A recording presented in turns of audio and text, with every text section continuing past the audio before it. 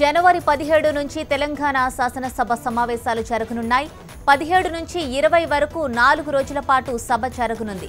17న ఉదయం 11:30 తెలంగాణ రెండో శాసనసభ కొలువుదీరనుంది. అదే రోజు కొత్తగా ఎన్నికైన ఎమ్మెల్యేలు ప్రమాణం చేయనున్నారు. 18న స్పీకర్ ఎన్నిక జరగనుంది. ఇక 19న శాసనసభను ఉద్దేశించి గవర్నర్ ప్రసంగించనున్నారు. చివరిగా 20న గవర్నర్ ప్రసంగానికి కృతజ్ఞతలు చెప్పనున్న సభ అదే రోజు ధన్యవాద తీర్మానానికి ఆమోదం తెలపనుంది.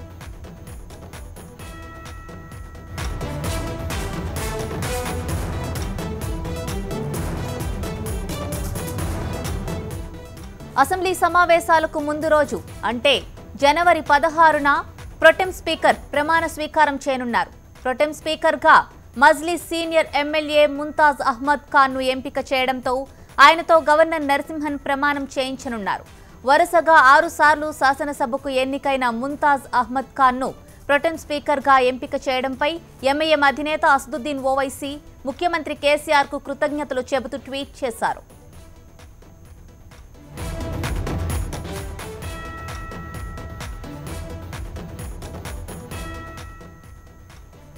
ఇక 18న బీఏసీ సమావేశం నిర్వహించనున్న స్పీకర్ గవర్నర్ ప్రసంగంపై నిర్ణయం తీసుకోనున్నారు. ఇక 19న అసెంబ్లీని ఉద్దేశించి గవర్నర్ ప్రసంగించనున్నారు. 20న గవర్నర్ ప్రసంగానికి కృతజ్ఞతలు చెప్పనున్న సభ అదే రోజు ధన్యవాద తీర్మానానికి ఆమోదం తెలపనుంది.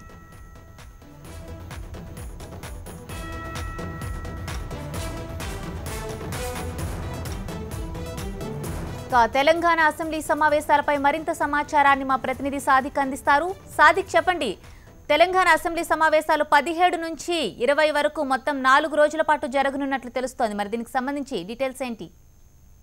అనుష, తెలంగాణ అసెంబ్లీ సమావేశాలు ఈ నెల 17 నుండి 20 తారీఖు వరకు జరగనున్నాయి. 17వ తారీఖు రోజు కొత్తగా ఎన్నికలైనటువంటి అందరూ ఎమ్మెల్యేల చేత ప్రొటెం స్పీకర్ వాళ్ళ చేత ప్రమాణ స్వీకారం చేస్తారు. అంతకంటే ముందు 16వ తారీఖు రోజు సాయంత్రం 5 గంటలకు సీనియర్ నేత అంటే సీనియర్ ఎమ్మెల్యేగా ఉన్నటువంటి ముంతాజ్ అహ్మద్ ఖాన్ చార్మినార్ ఎమ్మెల్యే, ఈయన గవర్నర్ నరసింహన్ చేత ప్రమాణ స్వీకారం పొందిన తర్వాత 17వ తారీఖు రోజు అసెంబ్లీ సమావేశం ఉదయం 11:30కు ప్రారంభమవుతాయి. 119 మంది అసెంబ్లీ సంబంధించినటువంటి ఎమ్మెల్యేల చేత ప్రమాణ స్వీకారం చేస్తారు. ఆ తర్వాత 18వ తారీఖు రోజు స్పీకర్ ఎన్నిక ఉండబోతుంది.